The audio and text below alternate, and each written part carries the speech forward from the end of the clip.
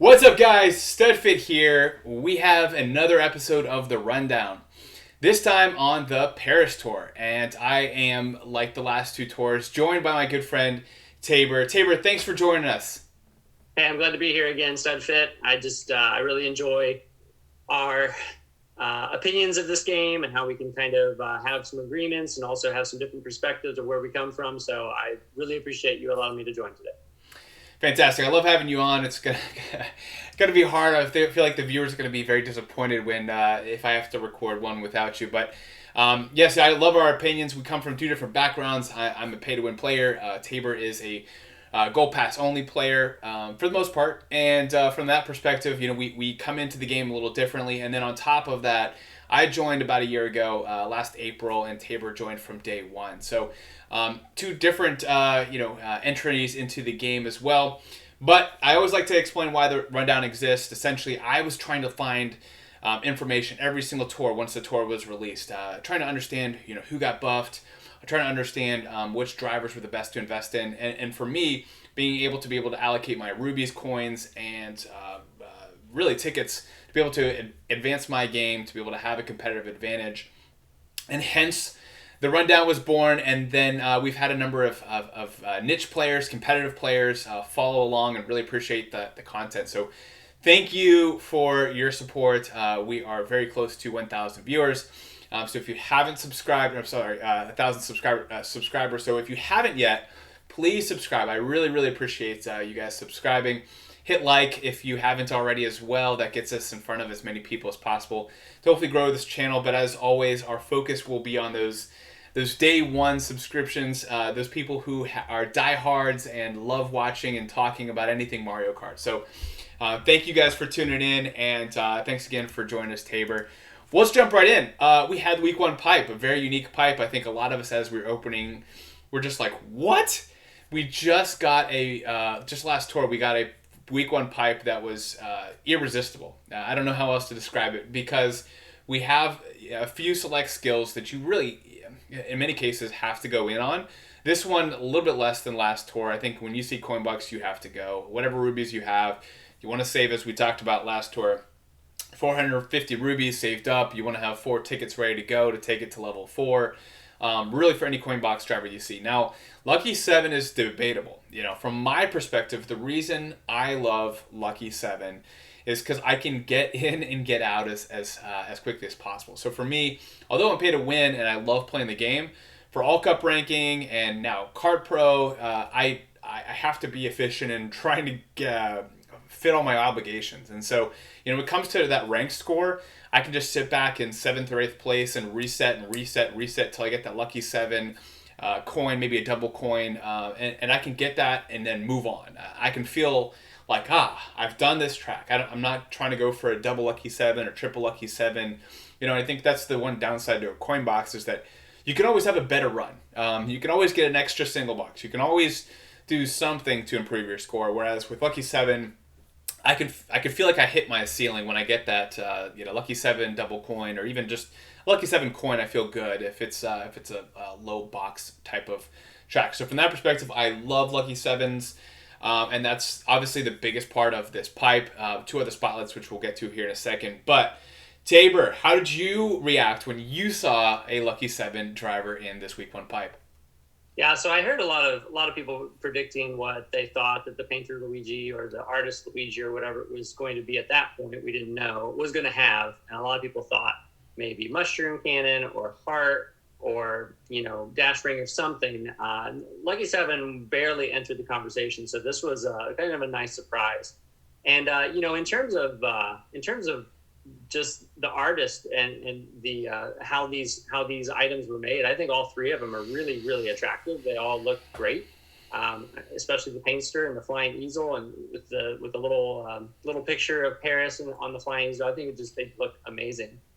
Whether or not we feel like it's a must pull, it really depends on your situation. For me, it's got a 6 high end 100 pipe, so that's always a little risky because you're not guaranteed. You could go 3, 4, 5, 10 pulls deep, which I've done. That's my luck, and not get a single high end. So I don't have a lot of luxury in terms of having excess rubies, so I got to be really smart on what I need. So, I always look back and see, do I need anybody for a top shelf for these new courses, especially all four of the Paris Promenade 3 courses that were introduced. What's the long-term investment? What's the long-term value of items that were introduced during city tours? There's just a lot that we can talk about to try to decide whether you should pull the viewers or save your rubies. Good point. Let's jump into all of the new items, because I think that it is a good topic that you brought up, which is city tracks. We kind of see them in a different light. We discount those tracks and kind of keep them separate, which I think is important, because not all coverage is the same. These city tracks, they come up less often, if at all, in a full calendar year. Whereas, if you have a Rainbow Road 2, whether it's T, reverse, whatever, you're just tour after tour. It's just insane how often you're being able to use these drivers versus something we haven't seen Berlin 1 come up yet, etc. And who knows, we may not see it until an anniversary. I would love to see cities more involved, but they're not. At least at this point in time, we have to work off of that basis. And so, when you think about Luigi Painter, he's got 3 cities when you include that one that's unlocked at level 6. Same with the Paintster and the Lime T Coupe. All 3 of these have all 3 tracks. Now, of course, you have the RT version, so technically 4 tracks here.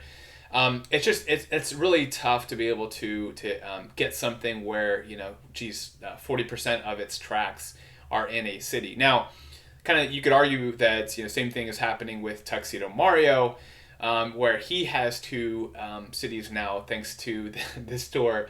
But it is what it is. Everyone has 2 or 3 cities. It seems the longer they're in the game, the more likely that they're going to have just slightly more.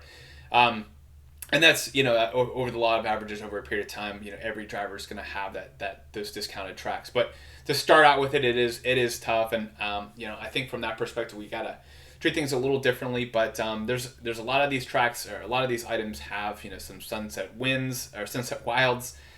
I think it's Sunset Wilds. I still am confused. I've been mentioning the wrong one for like 6 months. Maybe you can help me out here, Tabor. Yeah, no, it's Sunset Wilds. Here's the thing about any new items that come up in the tour. Obviously, they're going to put, for any new items that come into the tour, they're going to put courses that are currently active in the game. So all of these have a top shelf on courses that are currently in the tour. So they can all be helpful, again, depending on your lineup and your loadout and everything like that. Now, again, as we mentioned, these Paris Promenade 3s, who knows when the next time that we're going to see them again. Maybe they're going to have a city tour. Maybe they're going to start becoming reoccurring like Studfit ones. Maybe we're not going to see them for a year. We don't know. The other thing to keep in mind is that these RMX Rainbow Roads, they've been in the game for probably 2 or 3 tours in a row now. So I don't see them coming back for a while either. So if you take all of those out, if you take these city courses out and these RMX Rainbow Roads out, that doesn't leave much to be desired. Now, again, the other side of the coin, they're going to continue to get buffed. They're going to get buffed tour after tour, probably 2 or 3 or 4 or 5 tours, following this one. Whatever they add in, is going to be helpful. But from my perspective, I don't like seeing items or wanting to pull for items that have courses that we're probably not going to see for a while. It just really, really lowers the value in my mind. Whether the rankings say it or not, for me, it doesn't seem worth it. And again, that's my opinion, though.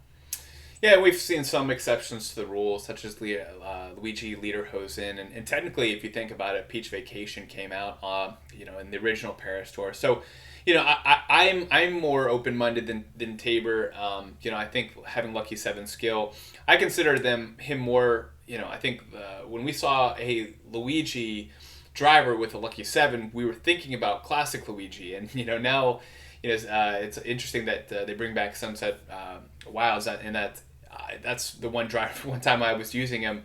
I think from that perspective, I think he's going to be more valuable than classic Luigi. I think he looks awesome. I also do think that him having some unique items in that.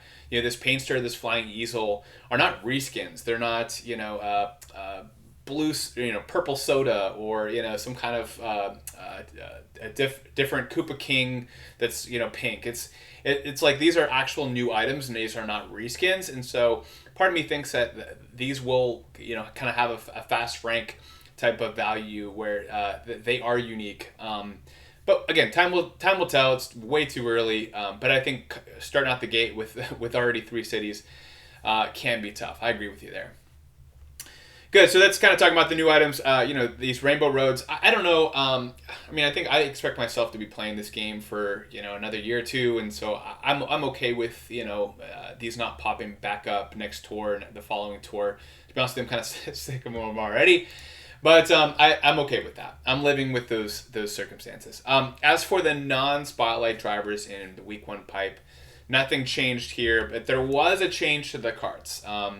Jocko Macaroon is new to this list. I think there could be some speculation that it's a part of the week 2 pipe, and that somehow there's 3 cart spotlights for next week. I don't think that's the case. I believe it is now a permanent item, which is good as it's been a pretty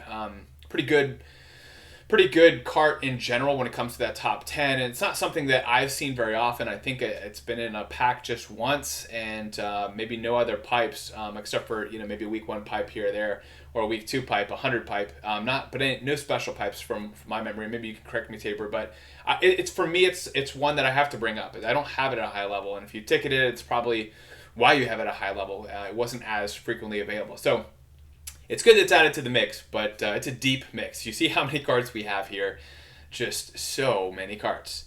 Anything you want to add there, Tabor? Yeah, it's just, there's a lot of carts in the normal rotation, and, you just really can't hold your breath. Yeah, you've got the spotlights for the ones that are guaranteed, and then you have usually in a pipe, you have 1 non-spotlight high-end cart. And, you're a fool if you go into that hoping to get a certain one because you don't have that. Because, you have a 1 in, what is this, 27? You have a 1 in 27 chance of getting the cart that you want. So, you just have to, you have to go in for the spotlights that you want. And then if you get something extra after that, great. For example, last tour, I just did a kind of a YOLO 10 pool on, I don't even know what it was. It was on one of the pipes, and I just happened to have gotten Penguin Luigi, which was not a spotlight driver, and I actually didn't have Penguin Luigi, so that was a nice surprise.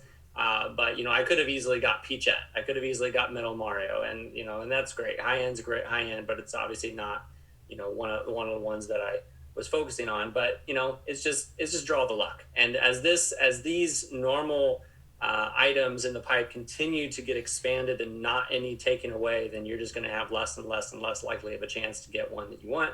So it's just, you focus on the spotlights, and if you get something extra besides that, great, but you never can count on that.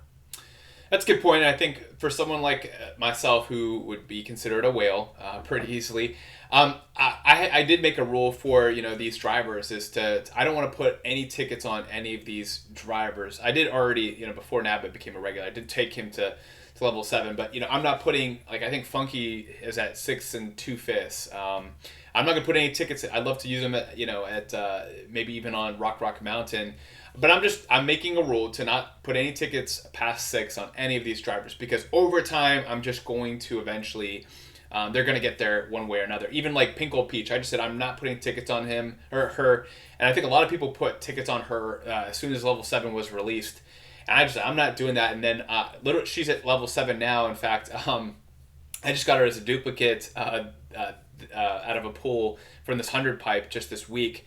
And I never put any tickets taking her to 7 because I knew the game would take it there. And I think from that perspective, it's different from carts, because carts, you could take something to 7, you could take something to 6, and there's just so many that you just have to be willing to take that risk if you want something at that level. You can't live in fear. Now let me ask you a quick question before you go for it. That bit. For your personal situation, I know you said you don't put tickets on those that are normal rotation in these carts. What if they're an item? What if they're an item in the daily selects? Would you try to max them out to open up spots, or no. Just leave it? No, I'm actually I'm glad you brought that up. I'm pretty opinionated on that. I would just personally take one item to level 7. For me, it was the gold glider, and I never took anything else to 7. And the goal was that if something is going through rotation, and I'm pretty opinionated on daily selects in general. You guys might remember about 6 months ago, I went through all my data and talked about a closed shop versus open shop versus a regular shop. And my opinion still, again, while we're on that topic, my opinion is on the daily selects is that they do almost kind of, you think about like a dam, and that, like a water dam, they can actually regulate your account to where maybe they want to slow you down or maybe they want to speed you up. And so, I think those odds are like a multiplier.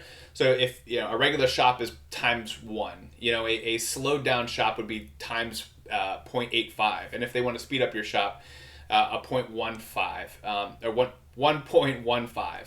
And so, these are like odds of getting a high end. Like they increase it just a little bit more to get a high end, or they decrease it. And I've done the data. There are, I typically get, all my items are maxed except for the high ends. And I get about 7, 8, 9 high ends per tour. That's basically an everyday type of high end ticket available in my daily selects. But then I had two tours, actually, it was 2 tours ago, right before the wedding tour. I think it was DK versus Bowser.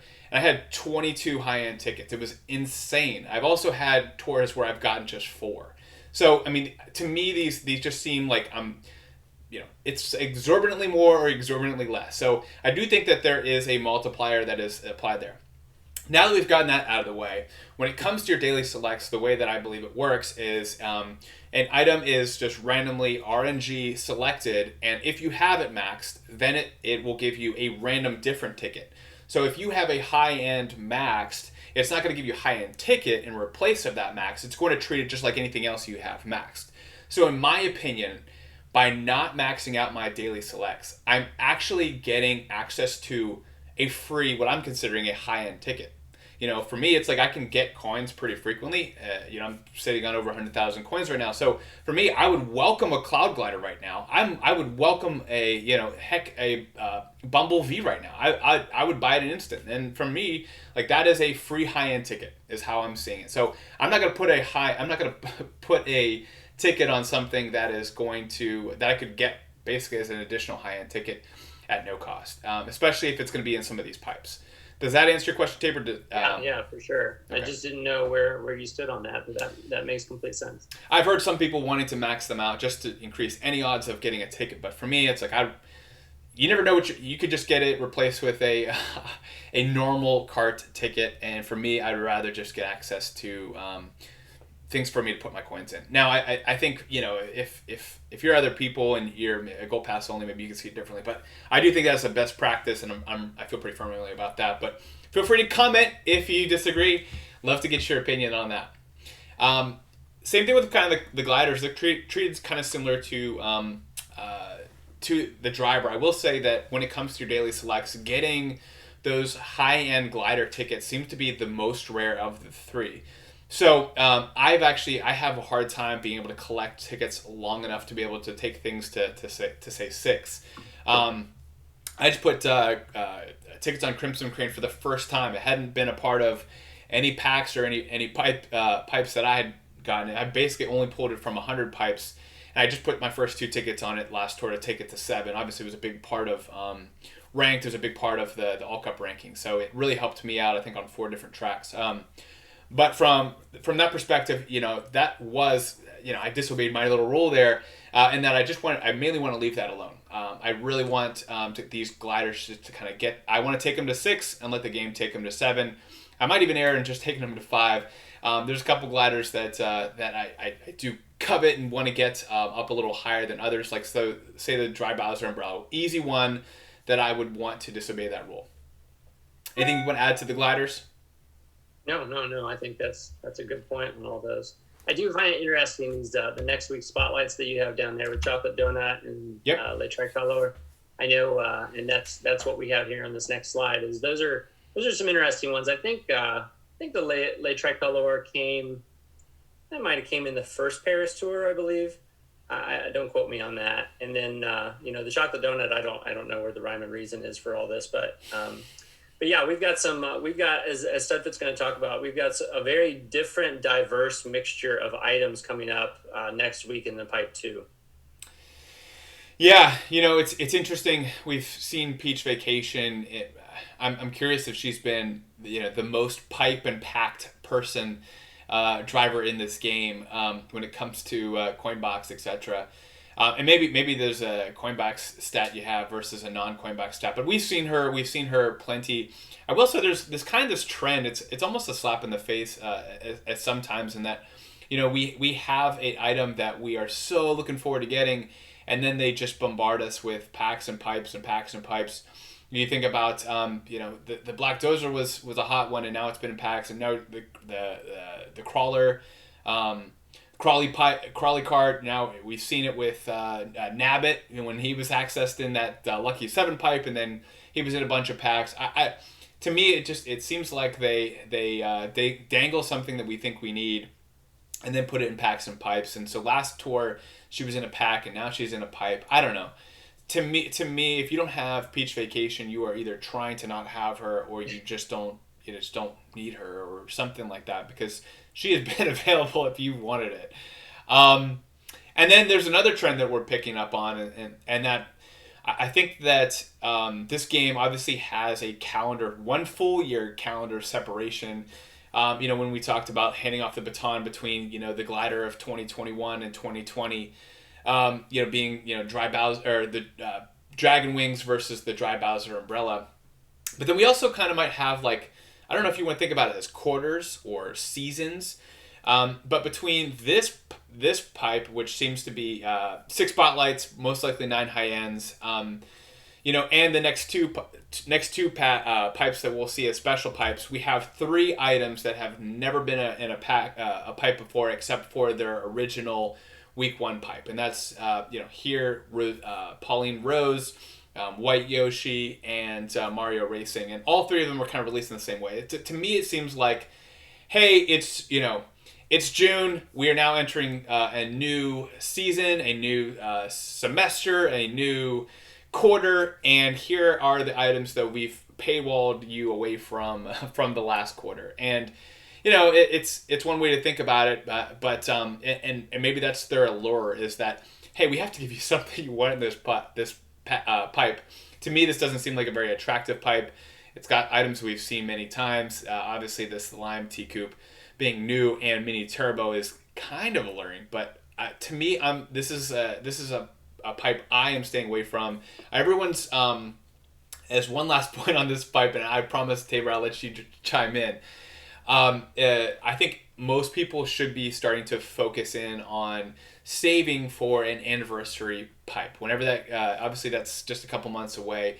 And I don't know how many rubies you have. I don't know your strategy. Maybe you can chime in from a gold pass only perspective. But now is the time you start saving. I mean, rubies do not grow on trees. Of course, it's been nice with some of these freebies that they've been giving us between premium challenges and this daily challenge pipe.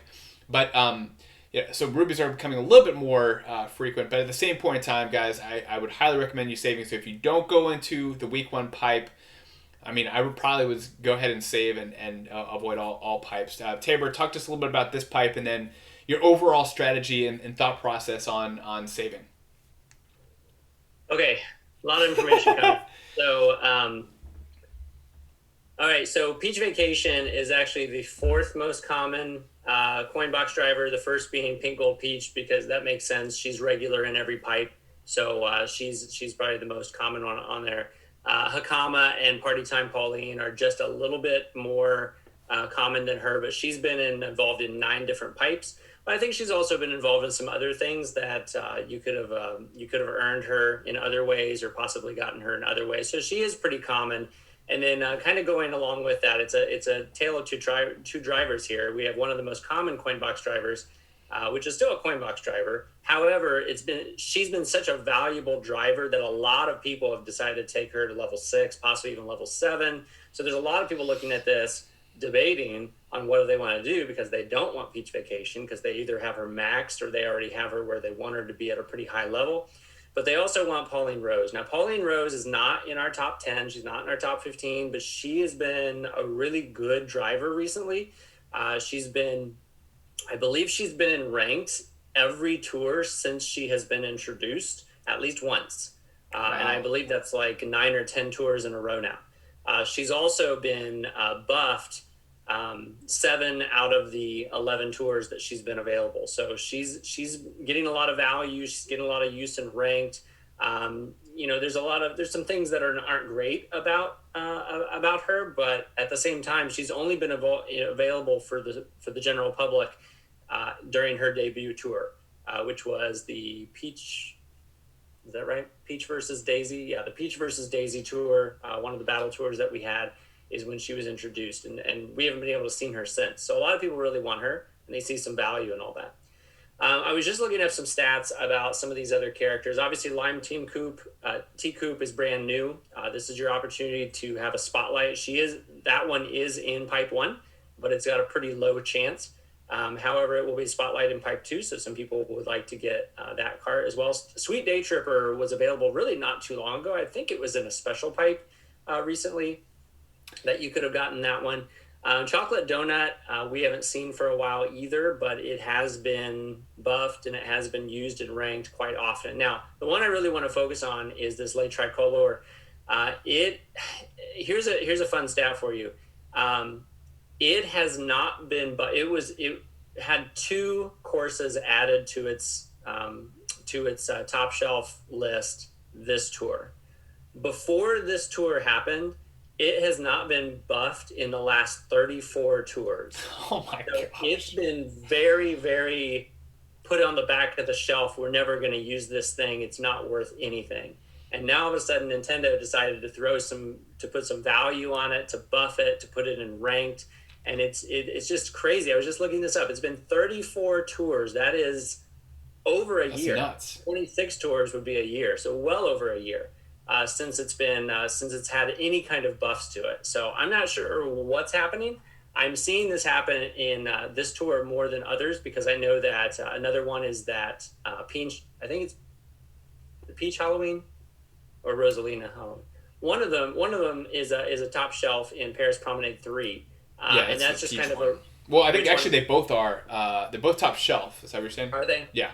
Okay. So a lot of people were wondering, what's the reasoning behind that? And I think Sammy pointed on it really well in his video is that, this is a great thing for, I think, Nintendo to do is take some obscure top shelf, some obscure high end that hasn't been used for a while, was introduced a long time ago, and make it a top shelf, make it valuable again, make it in the conversation. Because right now all we're seeing is things that have been introduced the last 4 or 5 tours having value, being put in top shelf, and then slowly they trickle off and we never see them again. So it's great that they're starting to include some of these older high ends that were available a long time ago. Now, for those people that joined later in the game, it's not great for you because you probably don't have it. However, they're making things that are older more relevant again. And if they don't do that, then it's all about the new and the now. And we want to be able to always go back to some of these other ones that we might have put tickets on a long time ago, that we might have been used a long time ago, and make them relevant again. I think that's a great thing.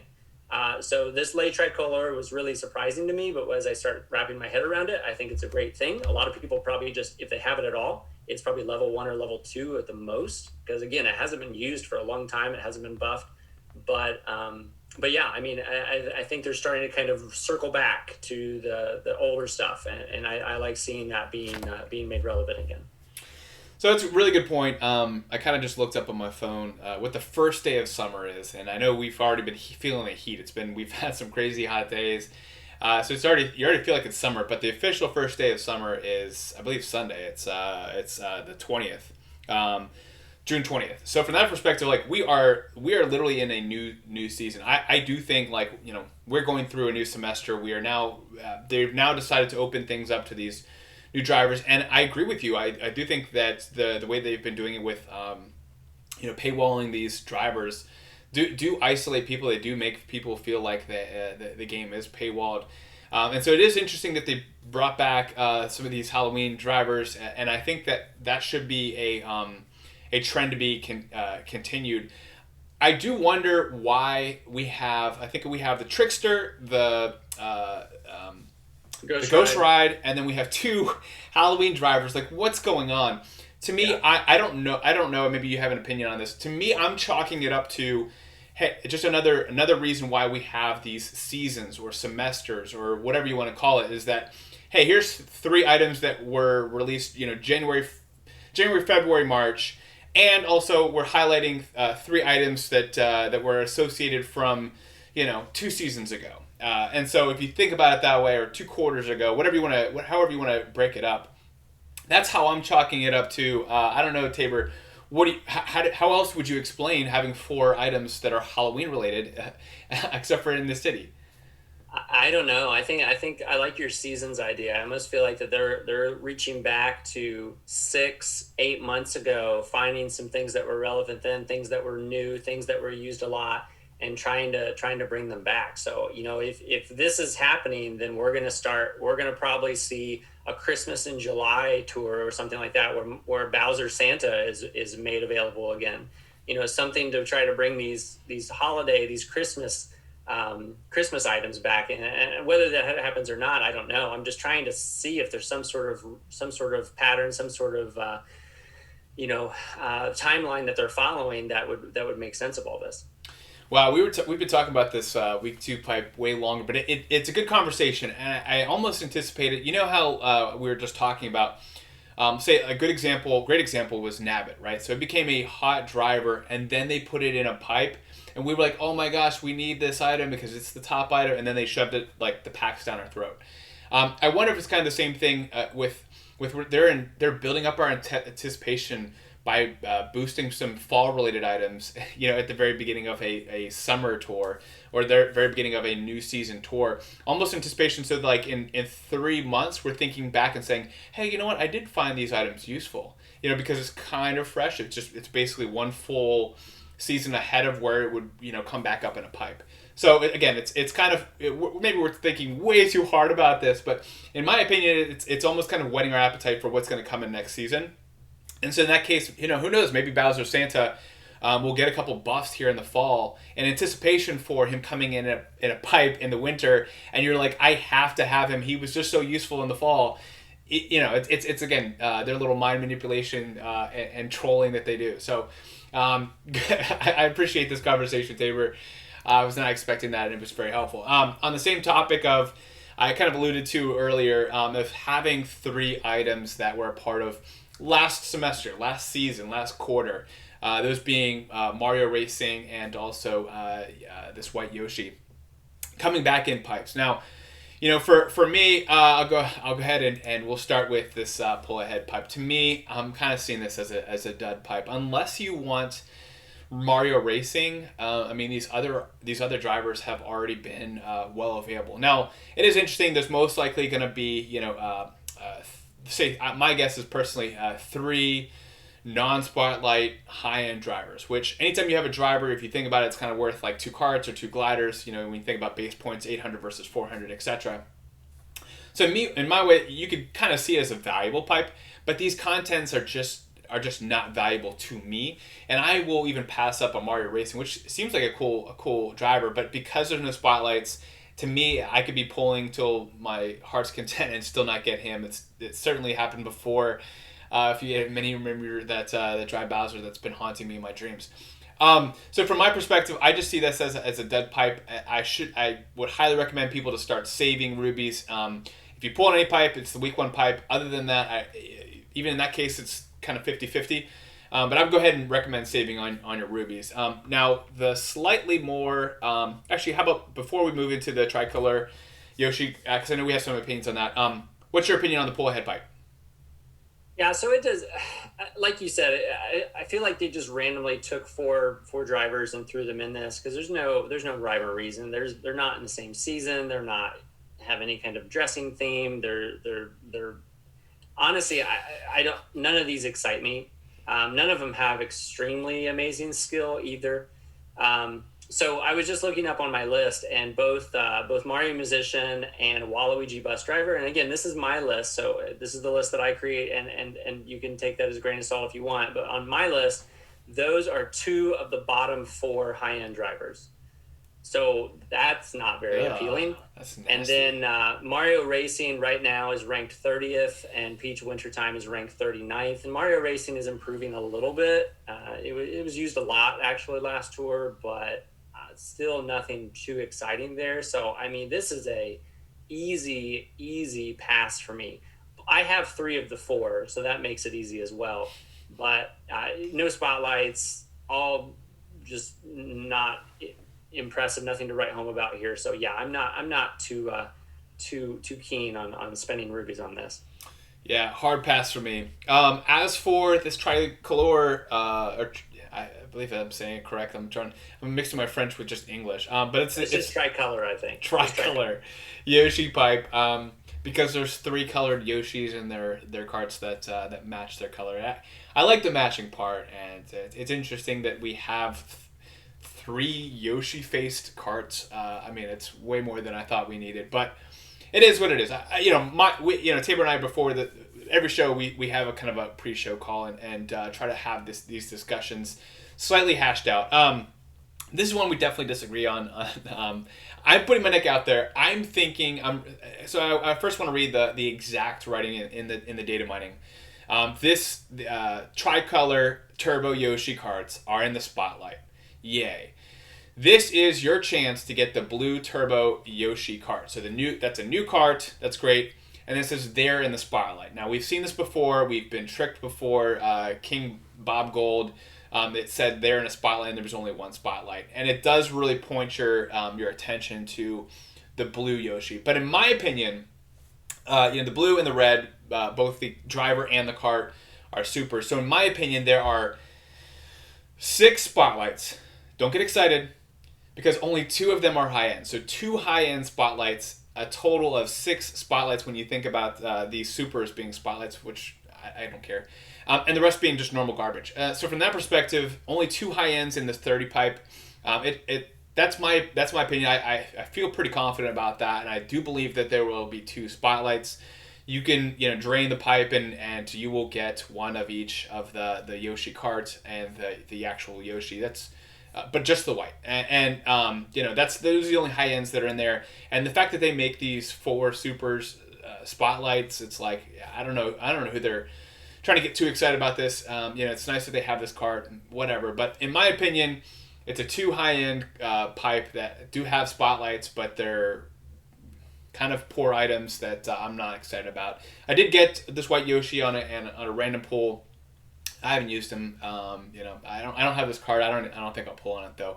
So that's my opinion on it. But Tabor, what's your opinion on this? It's duddish. It's nice that you can get 2 high ends in a 30 pipe. Heck, even a single 10 pull might get you both of these high ends, which a double high end is nice, in any type of 10 pull. But you could also pull, 2 or 3 times and, not get it. So, I don't know, Tabor, what's your opinion on this pipe? All right, so let's get some facts down first, and then I'll give you my opinion. So we have Blue Yoshi. Is there another way? That's how you have to answer every question, right? Yeah, there's no difference there.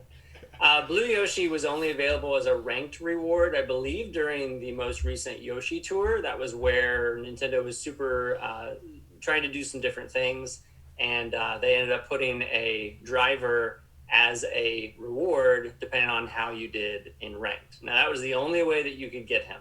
I believe you could get him 2 times in a row, week 1 and week 2, so you could possibly put him up to week 2 without having to use level 2 without having to use any tickets, but that's the only way, and he's not been available on a pipe up until now. So for those people that either came late or didn't do well in ranked or want to try to improve him, because right now he's actually the number 1 super driver in the game according to my rankings, then there's some intrigue there. The Blue Turbo Yoshi is a brand new kart. It is just introduced this tour. It's not available anywhere except for this pipe. It's not available in pipe 1 or pipe 2. I don't know about pipe 2, but at least not pipe 1, probably not pipe 2. So there's some intrigue there to try to fill that hole in your inventory. The white Yoshi and the cart are both high ends. There's some arguable value there. White Yoshi is ranked 21st on my list. So again, it's starting to creep up, possibly get close to that top 15 and everything. The card is nothing to write home about. I think it's dash panel.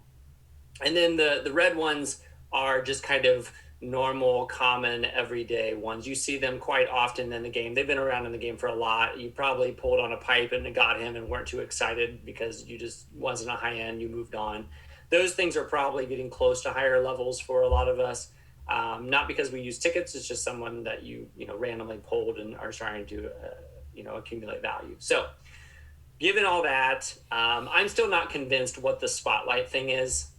Whether it's 2 and 4, like Studfit is saying, I think it might be closer to like 2 and 2, where it might be both high ends or spotlights, and then it's just one of the super ones are spotlights for the drivers, and one is for the carts.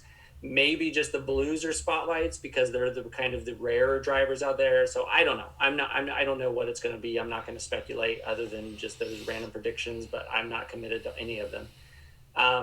So I don't know. This is an interesting pipe.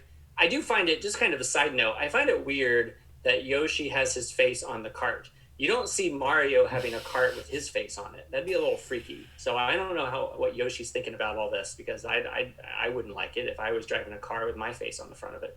Well, maybe I would. I drive a car with your face on it, Tabor. Oh, do you? I'd be excited about that. Wow. No, I mean, it's a matter of time before we see a DK face cart, and honestly, I'm sure there'd be a lot of people excited about that too. But yeah, man, the reason I'm thinking that, I mean, if you think about it though, coins per ruby, they're just supers. I mean, for a whale like myself, I rarely ever use supers. I definitely never use any normals. There's not one track that I'm using a super or a normal. So for me, like, you could give me like 20 of these blue Yoshis and I would be like, cool, whatever. It's just sitting there. So I'm not excited about this pipe. I think you convinced me to put that ish on the dud-ish. But there's some intrigue for a lot of people out there, I bet, for sure. this, especially since it's a 30 pipe. And it just depends on the spotlight, honestly. That's what it's going to come down to. What is the spotlight? Is it a spotlight, high ends? Then there's some intrigue there, because those are only available when they first came out. But these are both hard passes for me. I'm with you there. Hey, one last question before we move on. The Blue Yoshi, you mentioned him being the top super. Why is that? Do you happen to have any information that might be pertinent to our conversation here? Yeah, even up to the last tour, he was continuing to get buffed and added value. I think he's up to 11 tracks, which is really not bad for a super driver. And it's on some. It's got some interesting combination of tracks that it has going. Plus, it's I believe it's dash ring. Is that right? Yeah. You remember that? I think that's right. Yeah. And so again, there's a lot of people who love dash ring as well, especially those dash ring frenzies that really can boost your speed and keep your combo and everything. So it's just really been, and it's also been involved in some ranked recently as well. So it's just kind of got a nice combination right now. Again, it's a super, as we all know, with any of the supers, things can change drastically. And then what was a nice super is really going to fall down. And not be so much. We saw that with Monty Mole. When Monty Mole first came out, that was like the super to have because it was used and ranked a lot, and it was quite helpful.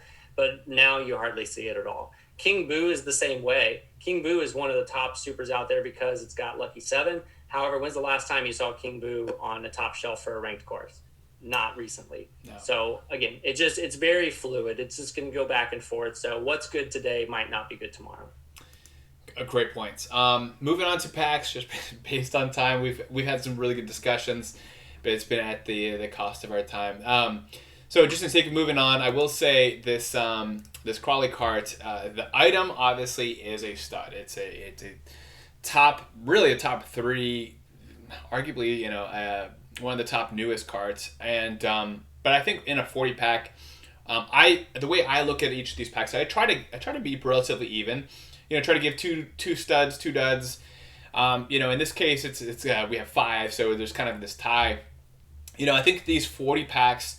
I'm always trying to take an opinion on the value of the cart divided by the price at which you're paying, and so this one has me torn. It's a awesome cart. But if you think about just 2 tours ago, we had the Crawley cart and the Penguin Luigi at the same cost, and It's so perplexing that they do this. I remember they did this for a city tour with the Iron Cucumber, and I got really excited. I was thinking, well, they must value this one more, and it never got its value. Obviously, the Crawley Cart does have its value, much better pack in retrospect than the Iron Cucumber.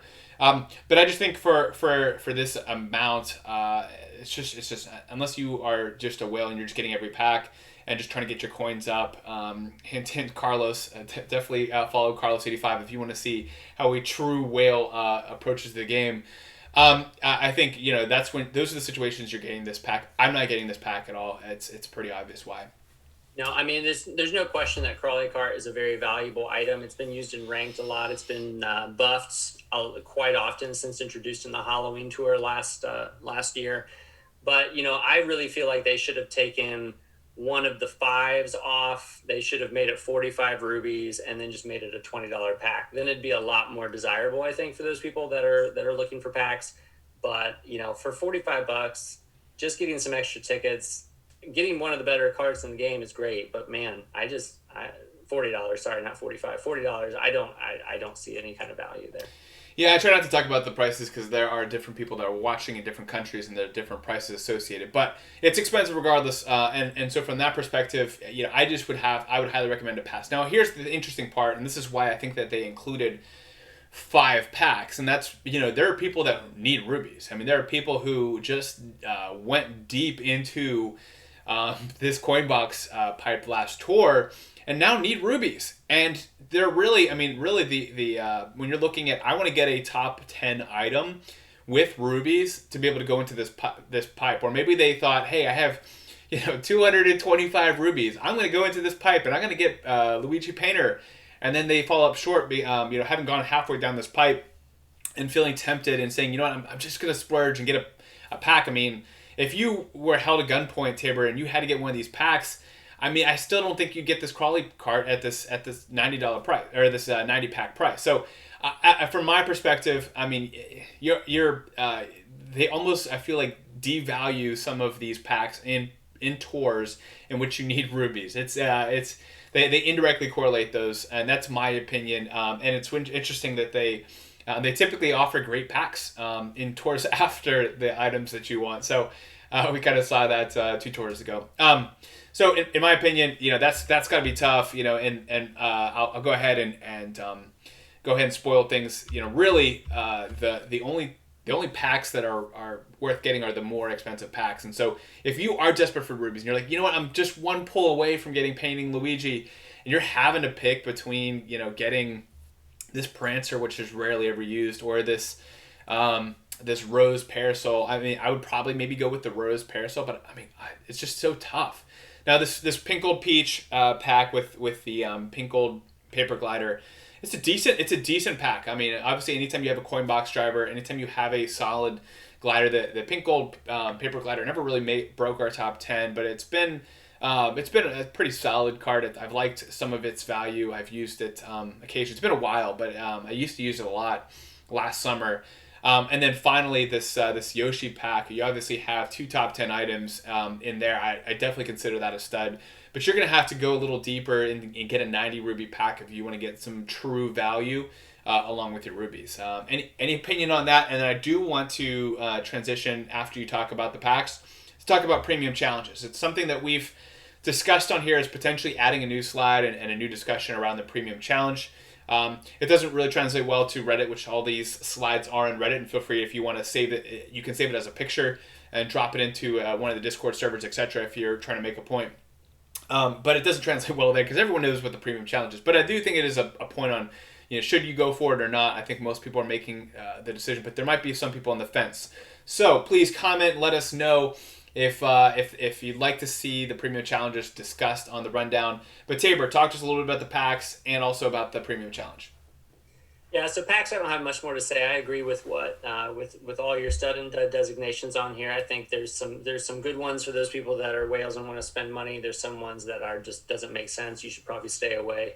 But yeah, the ones that are labeled with stud, you really can't go wrong with those. Choco Macaron is, I think, starting to gain some value, and especially now that it's going to be regular. And Black Yoshi has that value. Pinkled Peach has that value. So anyway, there's a lot of good ones on here. when we look at the premium challenges, which again, as we know, has shown up for the last, I don't know, 6, 7, 8 tours in a row now, and it's usually a $5 in America. It's a $5 option. One thing I want to point out before we go any further into that, I believe the best bang for your buck, if you're going to spend any money on this game, is Gold Pass. And I know I'm Gold Pass, and that's I really don't spend money on packs or anything. But in terms of what you're actually getting for the $5 a month American, is just phenomenal. You're getting tickets, you're getting extra rubies, you're getting extra rewards in terms of DKGs. You're just getting a lot of great things for only that much per month. Again, I just think it's the best bang for your bucks. If you got $50 to spend or $40 to spend and you want to get a pack, if you're not getting Gold Pass, I recommend putting it there. Long-term wise, you're going to gain a lot more than just one thing right up front. Anyway, putting that aside, the premium challenges this week, as we all saw, the butterfly prism is our main spotlighted item that you would get for the reward. You also have other things that are just kind of secondary. You have the 3,000 coins, you have 10 rubies, you have some glider tickets, both common, super, and one high end. And also you're getting Luigi, just the regular super driver, Bullseye Bonsai, which is not a pipe locked item. It is one that you don't see very often, but it's a normal. And then you have the oil paper umbrella. Again, whether or not you should do that is totally up to you. All I know is here's what I do, and then you can take that with what makes sense to you. I typically look at the premium challenges at the beginning of the tour, and I look at the main spotlight item, the main reward item, and I ask myself just simply, do I have it? If I already do have it, even if it's level 1, I don't find it valuable enough to do that, because I can always find tickets later on. I can always put tickets to it. I can't always acquire an item though. You can always level up an item if you have tickets, but you can't always acquire an item unless the game allows you to acquire it. So I find things that are not available, and if it's something that I don't have, I'm fine with putting $5 to it to not only get that item, but to also get the other ones as well. So for me, Butterfly Prism is not something that I had in the past. It's a glider. I like to have a good stock of gliders because those things can really help keep combos, which can help your overall score improve, especially on the ranked courses. And so I don't want to be able to have any kind of opening later on that had Butterfly Prism as a top shelf, and I didn't have it. So again, that's pretty much as simple as that. If I have the item, I stay away. I don't spend the $5. I'll just save it for another rainy day. But even if it's a really valuable one, let's just say it's Dry Bowser Umbrella for some reason that they were to do that, I still wouldn't do it. All right, I would just save my money. I get some tickets. I put it on there later on if I need to.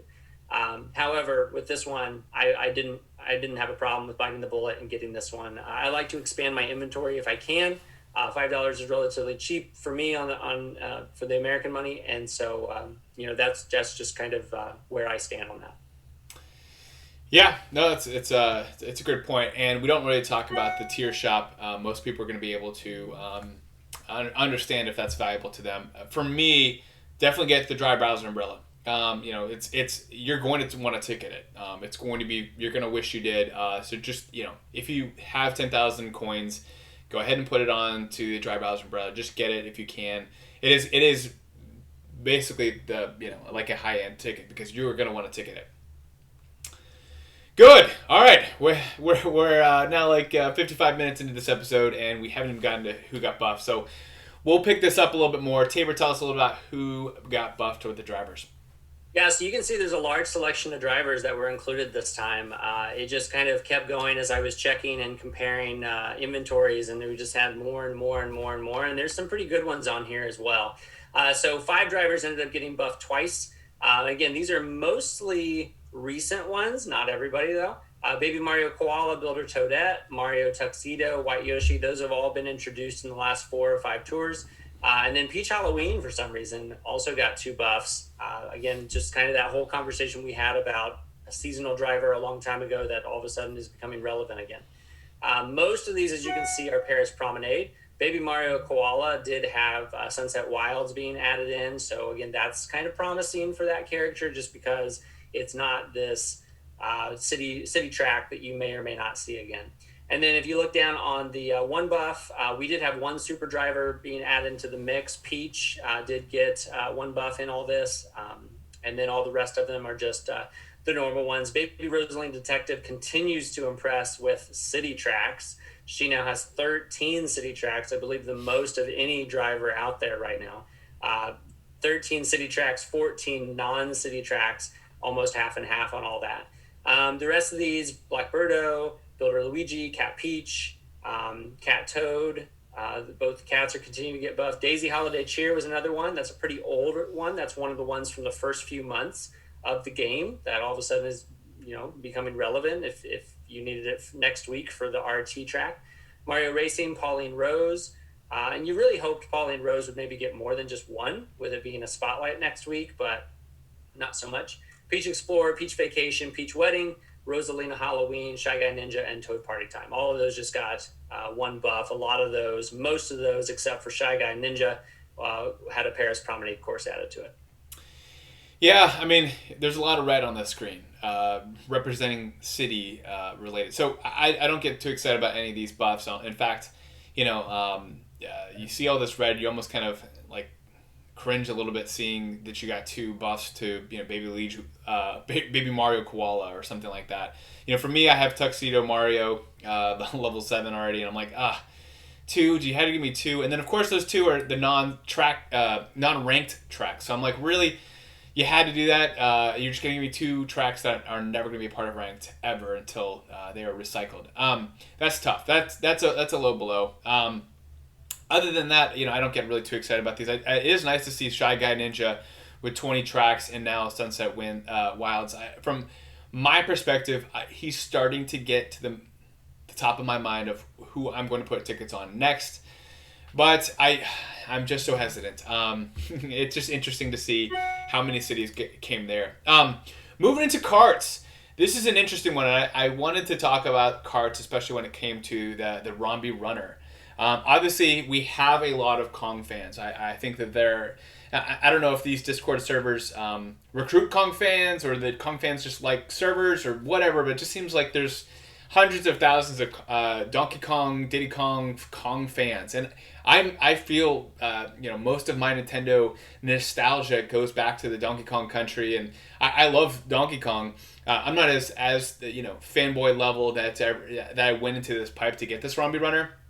And it is nice because it's mini turbo, and it was the only Tabor. I'm stealing your thunder here, but it was the only kart that with mini turbo that's been released since the Cat Cruiser. So it is interesting there, and I do think that inflates a little bit of its number. But it's number 9 on our list with 3 buffs. Now here's the caveat: you see 3 buffs, you getting excited, you start to party, you're like, yeah, buddy, this is loving this.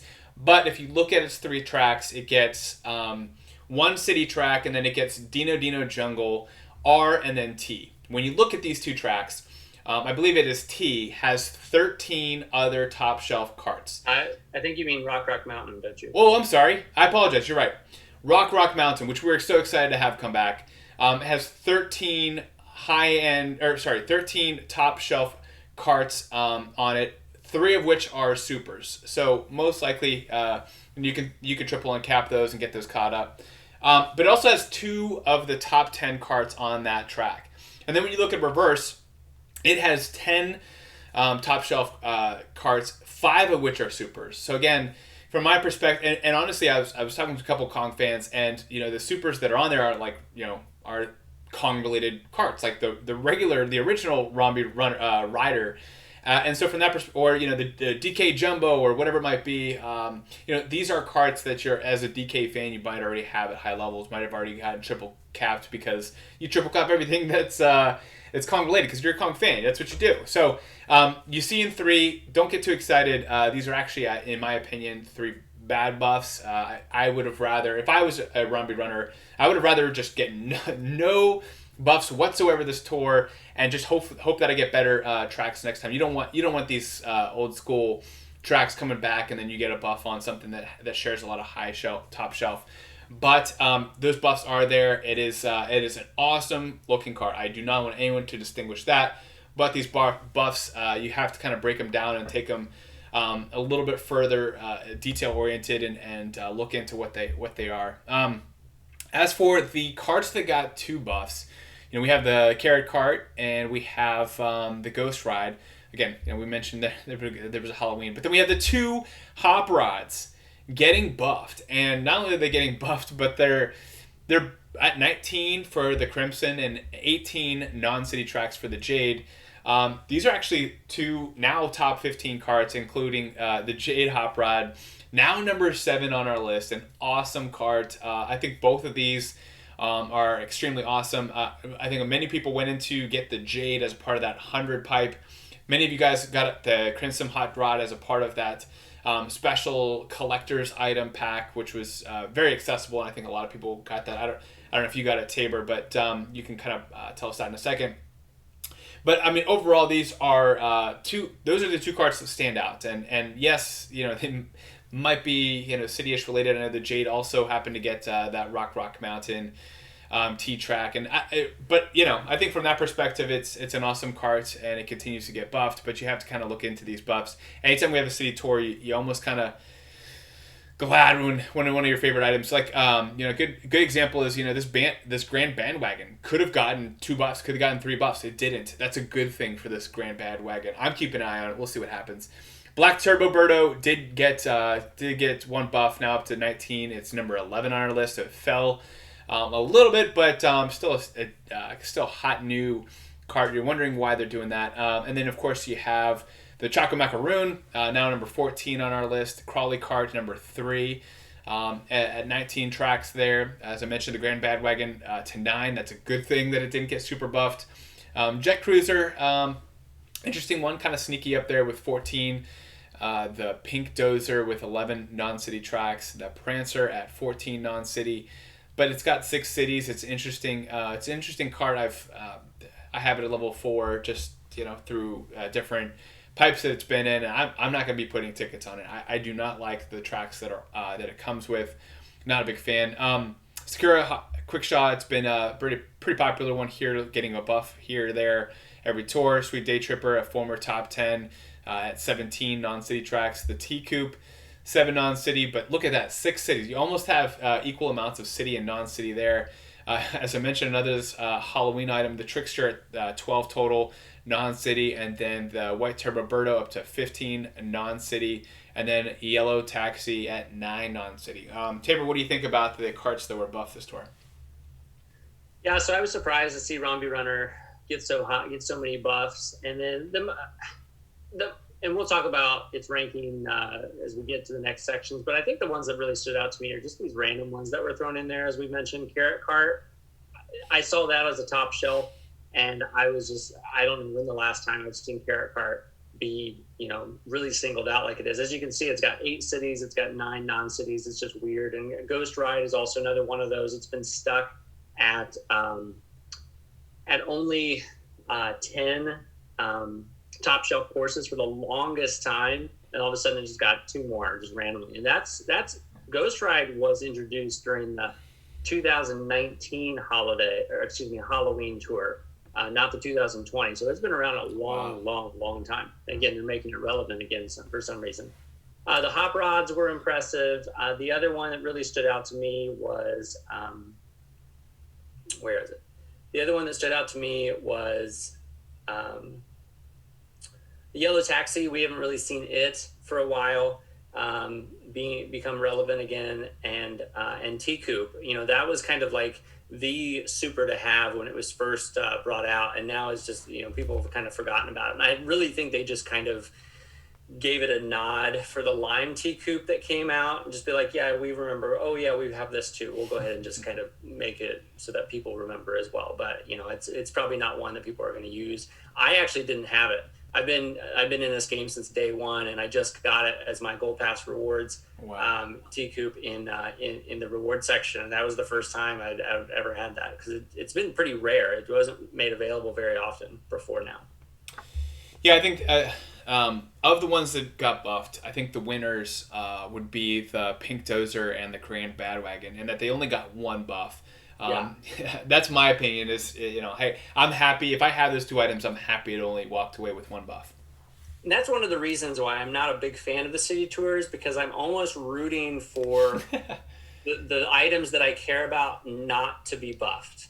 And I hate that. It's kind of like rooting for your team to lose. I don't want to do that. So it's back and forth. I want the game to be good, but I don't want it to ruin the parts that I like. You don't want to tank for Trevor. I get that. I understand. I know the Colts were in that conversation.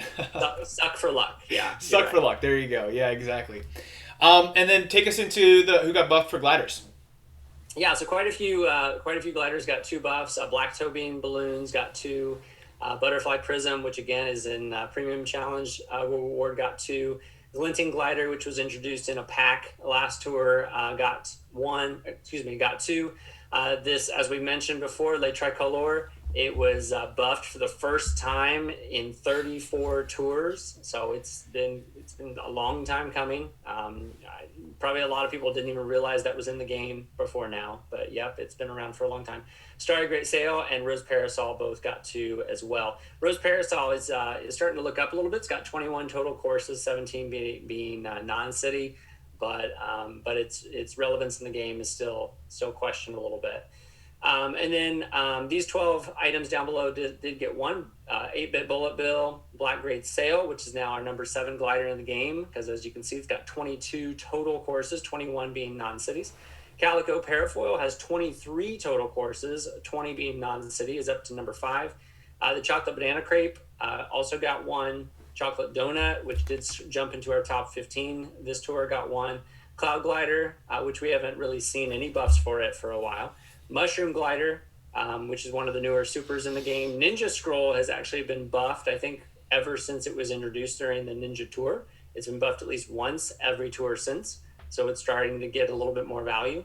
Penguin Wingtip got 1. Safety Glider got 1. Silver Manta Glider got 1, which is also another one that's been buffed quite often. And Strawberry Crepe also got 1 as well. So again, the ones that stand out here are the ones that are really starting to accumulate a high number of top shelf courses, being Calico Parafoil, Black Great Sail, Chocolate Donut, Silver Manta Glider. These are really some impressive ones here on this list. So we'll just have to see again what the value does, whether it holds place for this tour and beyond, or whether it's just a temporary increase in value and then we watch it go off into the sunset. Who knows what's going to happen? But we've had quite a few buffs for the gliders this tour. Yeah, I'm not going to really say too much more just based on time, but I do like that I noticed that the 8-bit Bullet Bill, got a buff, but it doesn't have a city. So that to me when it gets buffed a non-city is good for me. I like this Black Great Sail, this Calico Parafoil are awesome gliders, and once you break that 20 barrier, you're a solid glider in anyone's book, and that's kind of where I stand on things. Is that anytime you have a glider where you have 20 plus tracks, you're getting some good coverage, and you're getting your money's worth from that. Good. I think we're just based on time. We'll skip the explanations of the top 10, but I will say we're in talks of maybe getting some more feedback from you guys as to what is an order of those skills and for the drivers and the karts and gliders. So if you're on the Discord servers or you want to be included, feel free to comment or just keep an eye out on those servers, and we'll get your opinion on that. But just for sake of time, we'll jump right into the top 10. We'll start with the drivers. Here you look at 1, 2, 3, 4, 5. I think four of these top 5 are like my favorite drivers. So I'm very happy that there is no change to these top 5. Some awesome guys, and for due celebration, Gold King Babam, Gold Roberto at number 1. Awesome driver.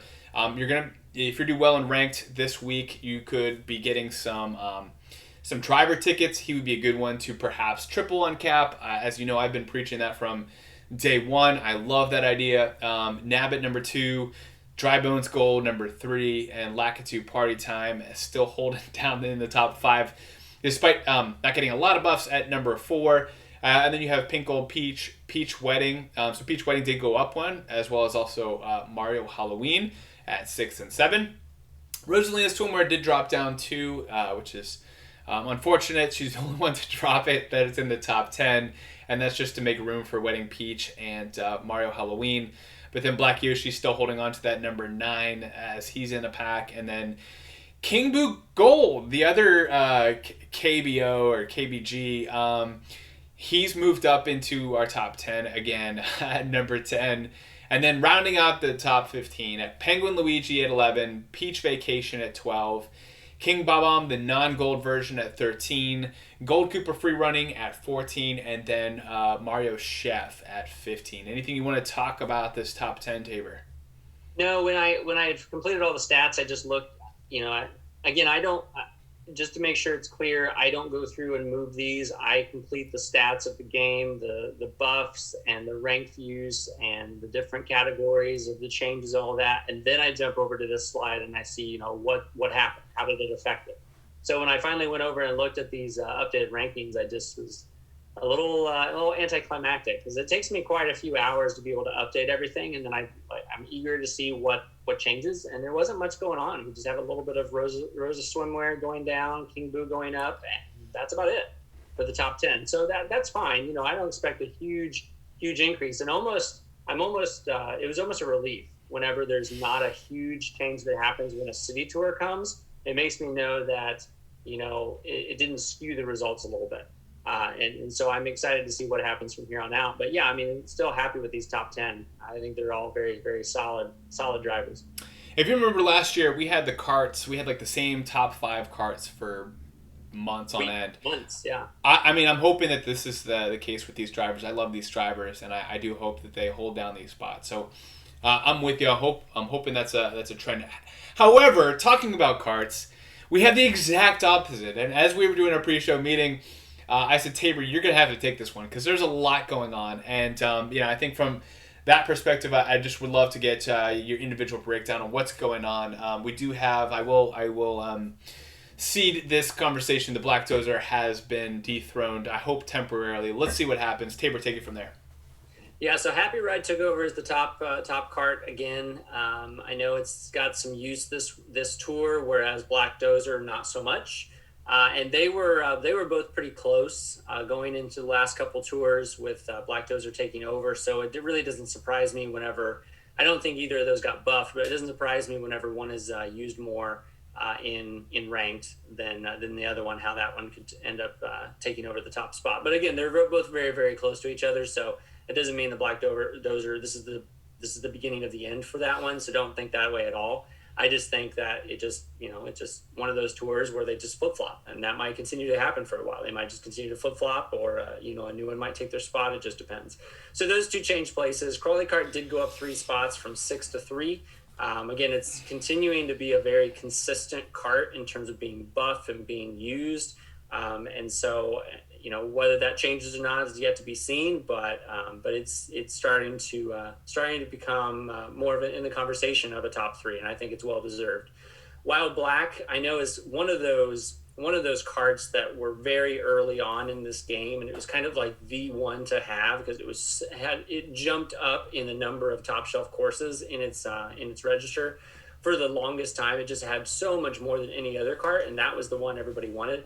And it's just kind of been overtaken. It's just kind of, it's not shining great. It's not falling great. It's just kind of in the middle here. And so everybody's kind of working around it. As you can see, it's staying put. Rose Queen did drop 2 from 3 to 5. Off-Roader also dropped 1 to 6.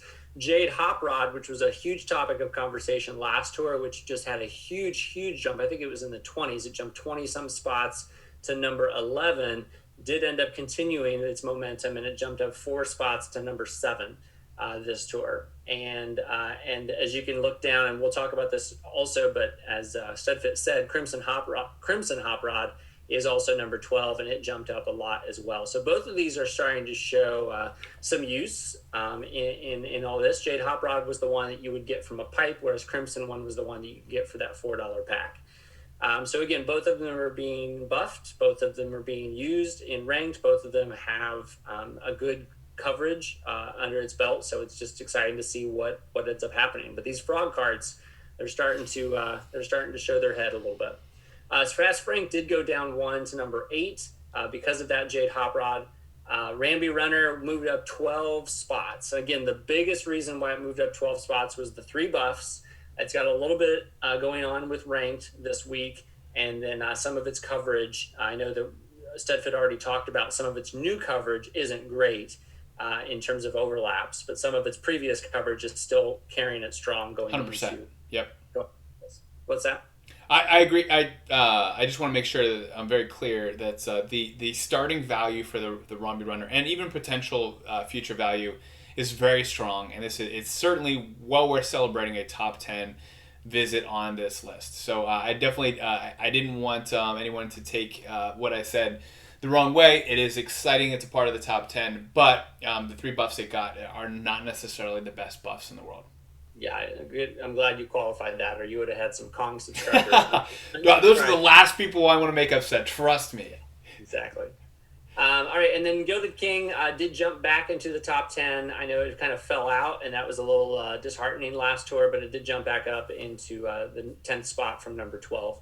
After that, number 11, Black Turbo Birdo used to be a top 10. It did move down 1 to number 11. Crimson Hop Rod actually moved up 15 spots from 27th place into 12th place. So again, I'm not making any predictions, but we just need to continue to keep our eye on both these hop rods. They've been starting to really make some moves, and we'll just have to see if this is if it's at its peak and will start falling off, or whether it will continue. But both of them are looking really strong right now. Head Honcho actually moved out of the top 10 to number 13 from it used to be number 9 last tour. Choco Macaron moved up 5 spots to number 14. It showed some value this tour, and Gold Sheep Charger moved up 2 spots from 17 to 15. Yeah, not too much to add here other than the Choco Macaroon. It former top 10 and it fell out of the 15, but it's been a solid card. It used to be right there with Wild Black, Off-Roader, Rose Queen. So to see it fall so much lower than those other ones, and Happy Ride, of course, it's sad, but it's still a strong card for sure, and I do see some value there. The other part, it's good to see that the Gilded King is back in the top 10. That's near and dear to my heart. I'm keeping an eye on this Black Turbo Birdo. I don't know what's going on there. It's an interesting card. Let's put it that way. And other than that, it's just a lot of shakeup. We'll see what happens as we go into the next tour as to which one stays that way. Talking about staying that way, we have the gliders that didn't make a lot of movement either. Really, the Calico Parafoil, which I always mess up the first time I try to saying it, and the Black Great Sail were the only ones to move up.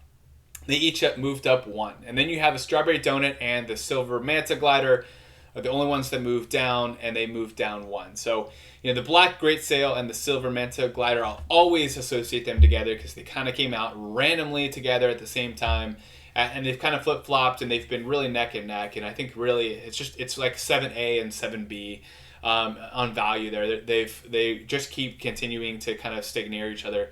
But I will say this is some good news for Sunset Balloons. The fact that it's stuck in at number 2. I don't foresee it moving into the top 1 per se, because the Dry Bowser Umbrella you seeing it in ranked, you're seeing it all over the place. It's a monster glider, and I think it's going to continue being this number 1 for quite some time. But for sake of running through it, the Dragon Wing's still a solid glider at number 3. Gold Crane at number 4. Silver Star Shoot held down at number 9. This was a little bit more volatile glider, but it's nice to see it sticking around for at least 1 spot for 1 tour. And then the Super Mario Kart glider at 10.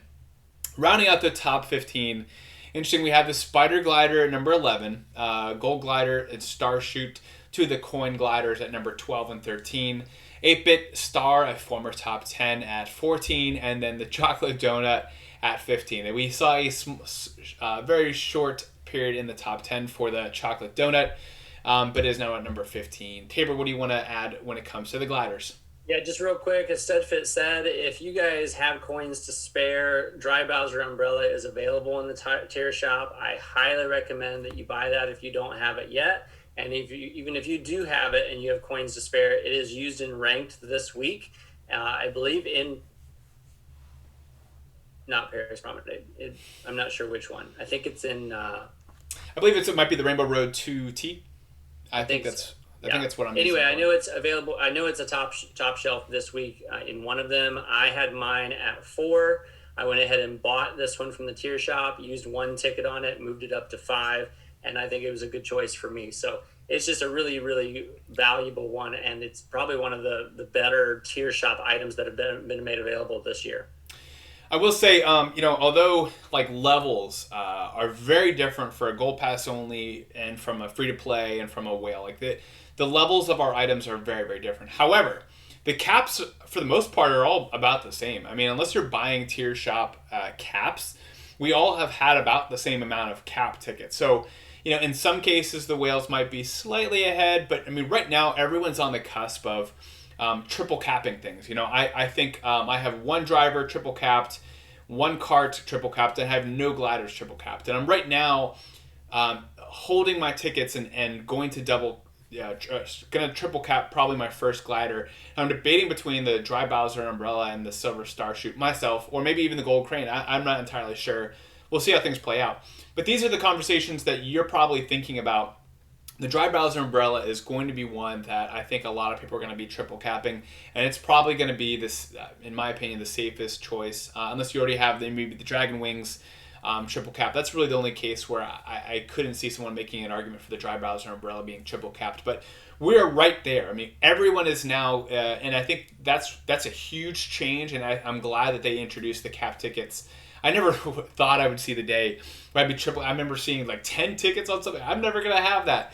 Well, we are now at the point where every triple cap is going to pretty drastically change your potential scores. So, do it wisely, but also at the end of the day, you just use the knowledge from these videos, the knowledge that we talk about, but start thinking about, should I save my tickets and not double on? I saw a lot of people this past week triple on cap or double on cap their Red B Dasher or their Pink Wing, and maybe from the Bam and Gerb spreadsheet, which I definitely highly recommend checking out. Link in the description. I see a lot of people just kind of throwing around double caps, but I want to just urge people, start to think about triple capping things. Is it worth me putting triple, or is it worth me double uncapping a Red B Dasher, or triple uncapping a black Dozer or a Crawley cart? Right now I am going to, by the end of the tour, triple uncap my Crawley cart. And I think that, from my perspective, that's a card I'm always going to use no matter what top shelf, just because it's just large size, the hitbox there. So, I don't know. I just want to kind of urge that. Take this list and start thinking about these lists in a capping perspective, not just level perspective, which has kind of been our focus for a while. And start to think, should I save tickets this go around, unless I need it for ranked, in order for me to be able to really take advantage of this top 10 list. You want to add to that, Tabor? Nope, we're good. All right, good. All Cup ranking MVP. So we obviously have the new Luigi 9 times. We have obviously that's pretty normal. We have new items being at the top of this list, but I kind of want to draw attention to the items that are not new this tour that are on this list, such as on the driver's side we have Pauline Rose, Peach Explorer, and Birdo Black and Cat Peach, all with 8. So I know Cat Peach, one you might have the most common out of those 4 because it is part of the 100 pipe and all clear pipe. That might be one this year you might have at a higher level. Good to keep that in the back of your mind. As for the carts, I mean, these are the 2 new carts, so you probably don't have these at pretty high levels. But I really want to draw your attention to the Calico Parafoil and the Silver and Gold Hearts. These are 2 gliders that you probably already have maybe at a high level for the Silver and Gold Hearts. And I know it was huge last tour. We have a lot of the same tracks for All Cup ranking this tour, which is definitely really hurts as someone who grinds for hours on these All Cup ranking. To see it the same tracks over and again, we can get kind of burnt out. But the good news for that is that the Silver and Gold Hearts, for those who double uncapped because of how involved it was in ranked in the wedding tour, you're also being able to have some pretty strong loadouts going into this All Cup ranking. But this Calico Parafoil, if you needed any other reason to put tickets on it for ranked this week, it is a strong glider and it keeps rising. It keeps becoming more popular. So it was one that I apologized, I think 3 tours for for sleeping on. I am not sleeping on it. It is a awesome glider. And then when it comes to the items with 7, we're talking about Mario Tuxedo, Inferno Flyer, Black Toe Beans Balloons, and then the Bullet Bill Hanafuda, which honestly, out of all those, you might have the Mario Tuxedo if you put tickets on it, and then the Bullet Bill Hanafuda. I mean, who knows? Maybe you have that at a higher level. But honestly, I think the ones that stick out to me is the Calico, Parafoil, and the Silver and Gold Hearts. I'll let you take these next two, Tabor. Talk to us a little bit about the multiple use ranked. I think this is we got some really positive feedback last tour when we introduced this, and so it's less eventful, but I think it's still very important for people to know. Yeah, so I introduced this. I decided to come up with this stat last tour. I knew in my head I still wanted to have an idea of which items are used more than once. Specifically talking about ranked, there's 6 ranked courses in every tour, and sometimes you might have a driver that's used once in week 1 and once in week 2, and it's good to know. So I put together this stat just so you can see how often it's used in the 6 ranked courses for this particular tour, for the Paris Tour in 2021. Which ones are used most often? Because again, like for instance, if you look at the first list, we've got Pauline Rose being used 3 times, all 3 of those as a level 1 driver. So that means if you have Pauline Rose, you could use it before. Now, I don't know, and I apologize for this. Pauline Rose is not available in a pipe until week 2. So that means the week 1 ranked will be too late at that point. And I'm not sure which of these 3, I should have had that stat ready for you. I apologize. Which of these 3 are for week 1? If you already have Pauline Rose, you don't have to worry about this. But if you don't, and you're hoping to pull for her, I need to look that up to see how many ranked courses she's available for week 2. Well, I will say I just looked it up. For week 1, the only one that I see for level 1 is that Remix Rainbow Road 2T. Okay. So it looks like she is going to be used twice, 2 out of the 3 courses in ranked 2 then. So still very worth it. Yeah, it's the Rainbow Road 1R, and then it's the one that she got buffed on for the Promenade 3RT. 3RT then. Okay. All right. Luigi Painter is twice, and all the rest of these are just used 2 different times. This is not as impressive list of Studfit set as last tour. Last tour we had a lot of them that were used 4 times, a lot of 3 times. 2 times again is still great. Just keep in mind that what this means is that if you decide to use, let's say you have King Pom Gold, and he's at level 5. As you can see here, there's a level 6 high-end top shelf course that he could be used on as a level 6. So it's definitely worth it to maybe put a few tickets on, so that way you can use him twice, both in the level 1 course and the level 6 course. So these are the ones that are happening there for the drivers. For karts, a lot of 2s. As you can see, the first, 7 or 8 are all level 1 only. So again, if you can put some tickets on some of these for 1 course, that's the same. You don't have to put tickets on that, and it's a top shelf for you. And the better driver for you, or the better kart for you, then it's going to help you kind of save some tickets in the long run. And then gliders, you do have the Flying Easel being used 3 times, twice as a level 1, once as a level 6, and then a whole bunch of them that are used twice. Dry Bowser Umbrella being the most notable. I believe it's a top shelf this week, and it'll be a top shelf next week in one of the courses. Good.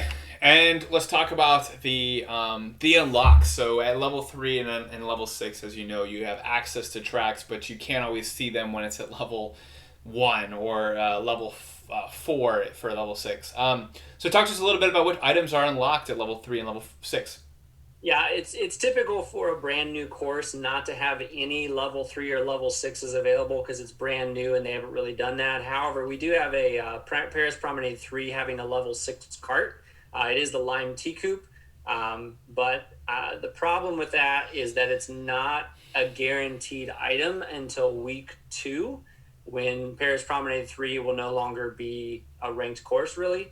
So unless you're really lucky to pull it in this low percentage pipe 1, it's probably not going to help you much, but it is there available for you. RMX Rainbow Road 2, you have King Bomb, which is a level 6. Cacti is a level 3, Crimson Hop Rod is a level 6, and Party Wing is a level 6. So all of those could be helpful if they're really close to one of those levels in that course. There is no L3 or L6 gliders for the RMX Rainbow Road 2T.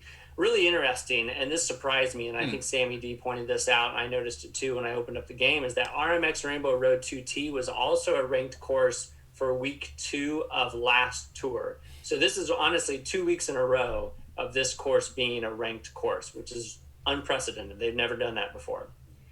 N64 Calamari Desert 2R, Peach Explorer is a level 3, Dry Bones Gold is 6, Pauline Party Time is 6, and Wario Cowboy is 6. That one specifically has a lot of coin box drivers that you can use. So if you don't have one of these at level 6, you probably have some other ones that can be used as well. Carrot Cart is 6, Red Taxi is 6, and Wild Wing is also 6. And then for gliders, Chocolate Banana Crepe is a level 6, and Rainbow Star Shoot is a level 6. Now again, if they're level 6, they're already going to be on a top shelf. If they're level 5, it will indicate that it can be unlocked at level 6. But if it's level 4 or 3 or 2 or 1, they won't even show it. So again, if you're close, you could possibly end up using some tickets and put those over to be able to use them in these courses. For next week, for the week 2, which we're assuming is going to be the Rosalina Cup, RMX Rainbow Road 1R is the first course of that ranked cup, and Donkey Kong Jr. SNES is level 6. Rosalina Aurora is level 6. For Karts, Head Honcho is a level 3. Black Kabuki Dasher is a level 6, and 8-Bit Pipe Frame is also 6. For gliders, both Festival Wings and Star Spangled Glider is a level 3. Flying Easel, which is our newest glider, and Tropical Glider are both level 6. Paris Promenade 3 RT have no level 3 or level 6 all the way across. And then GBA Sunset Wilds do not have a level 3 or level 6 driver, do not have a level 3 or level 6 cart, but you could use Butterfly Prism or Calico Parafoil for level 6 if you have them that high. Good, I love it. The only thing I wanted to add is that Rainbow Road 2T, the remix version. I think we all saw it. We're like, this has got to be the one that we just did. I think I hear a lot of people talking about our top 10 lists and saying, you know what, I don't like that the percentage of ranked is a part of that algorithm. But here's the thing: is that we see the same tracks over and over again in ranked. You know, we haven't seen Rock Mountain in the All Cup ranking in so many months, and let alone in ranked. But we've seen, you know, in that same period of time that it's been vacant from the game. You know, we've seen Rainbow Road, we've seen Royal Raceway, we've seen these same tracks over and over and over again. If you have these drivers, I mean, even this the Calamari Desert 2R, we've seen it, I think, 3 times in ranked just in this calendar year. So, you know, they do like to recycle. They like to favor. I've never seen it this blatant, but they do seem to favor certain tracks, and that's why I think, just from the algorithm perspective, it is important to know who Nintendo favors, and when it comes to ranked, that's ultimately, I mean, rubies are on the line, so that matters more than anything else. So that's the only thing I was going to add. I will say we're wrapping up here. We thank you so much for your. It looks like I'm looking at the time. We're at an hour and a half, which is tying our record. But if you haven't subscribed, please do that. That helps us out in so many ways. Please like this video. But I also want to give 2 shout outs after you like and after you subscribe. So go ahead and do that now. I'll wait 2 seconds. Okay. Huge shout out to Puffton 117Y257, whatever the name. You know her as Puff Mary the Scott. She designed Tabor's logo. You see it there on the bottom. Thank you so much, Puff, for doing that. She also designed my logo, so thank you for doing that. Just a huge supporter of the community.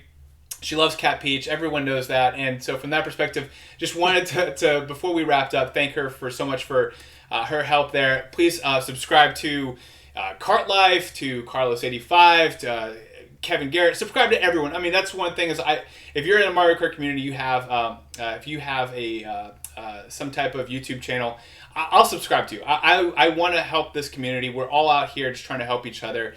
So feel free to comment if you have a YouTube. I'll follow you. I mean, ultimately, I just want the best for this community. You guys are awesome. And so thank you so much for just supporting this channel. Thank you, Tabor, for joining. I know this is this week happened to be a little easier to be able to schedule, and I'm glad that we were able to do this. But as always, it's a pleasure having you, sir. What would you like to say to your fans as we wrap up? I just appreciate everybody out there who's been able to give feedback, both positive and negative. Feel free to comment below if there's anything that you extremely like or don't like or would like to see change, or some things you agree with or disagree with. It's always good for us to be able to have the constructive criticism as well as the positive feedback to know what we're doing is in the right track or not. And again, if you this is not, and we've said this before, what we're saying here is not the Bible. This is not the Bible of Mario Kart Tour. This is not what you should follow or you're doing it wrong. This is not at all. This is just kind of a little fun thing that Studfit designed using the spreadsheet that I made, and just kind of coming up with some good conversation about the game. So hopefully you've been able to be enlightened from all this. I appreciate Studfit allowing me to join this week again for the tour. And, we're looking forward to your comments about what you have to say. And we'll always, no matter what you say, we're going to consider everything. So feel free to put anything down there. And again, we're excited to have you guys join us today. And I appreciate Studfit for letting me tag along. Awesome, Tabor. Thank you guys so much. And enjoy the rest of Paris. See you guys. Bye.